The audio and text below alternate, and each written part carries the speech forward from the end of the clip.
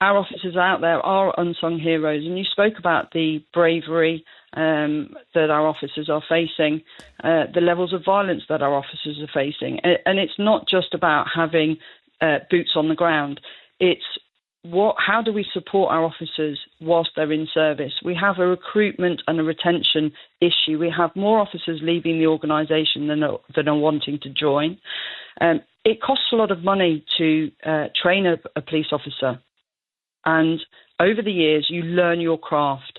And when we're seeing police officers that are saying, in our last year's police pay and morale survey, when we have 90% of our respondents to that survey saying that morale within the police service is currently at a low or very low standard, we have a serious problem. And when we have officers that are mid-service, that have committed their life, because it's a 24/7 occupation, that are saying, I've had enough, then we need to look at what is the root cause of that problem. And this is where I mentioned earlier, we need to rip that plaster off and look at what is it that society wants from policing. We need to look after and support our officers through welfare and well-being. What they are facing every single day, they go to one incident, and the expectation would be that they would then dust themselves down and go off to the next one, and then go off to the next one. And you can only take so much. So welfare and well-being is a key element in how we support our police service as well, not just the communities to get behind us. Firearms police officers, much in the news at the moment. What did you think about and Mark Rowley has commented on this, the head of the Met, some politicians stirring it up beforehand, and then the full details came out, but nobody deserves to be shot. But then, a jury sifted the evidence and found out that no crime had been committed, essentially. What did you think about all that furore?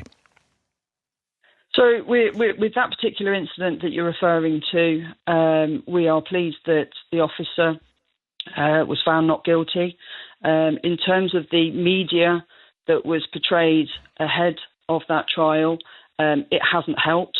It certainly didn't help the officer. And I'm not going to go into what is still essentially a live investigation is over in the criminal aspect, but that officer has gone through so much, and our firearms officers need to be supported. The accountability review, which I'm sure Dame Diana Johnson will talk about, is welcomed, because we need to know that our officers can go out there carrying the equipment that they voluntarily carry, that they are supported to do the job that they're employed to do, quick dynamic situations.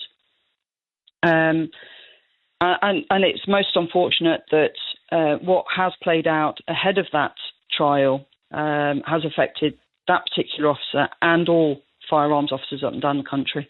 Well, people who've been pointed out are Jeremy Corbyn, Diane Abbott, Belle Ribeiro, Addy, and others who seemed to jump to conclusions before it emerged that this man was a vicious gangster.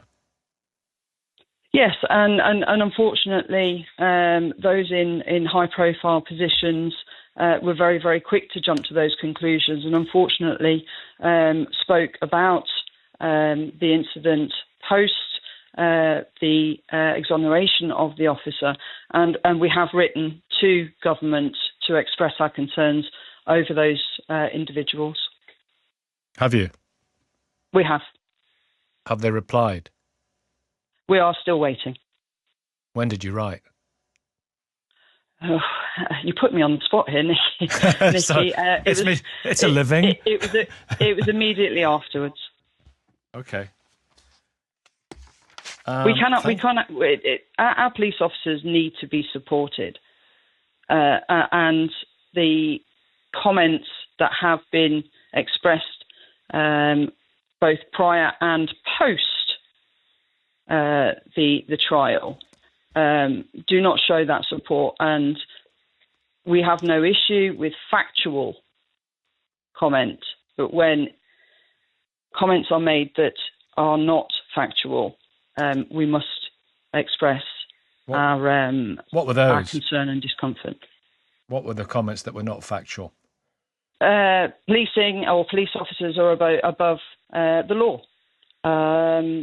Police officers are not above the law. Police officers are there to uphold the law.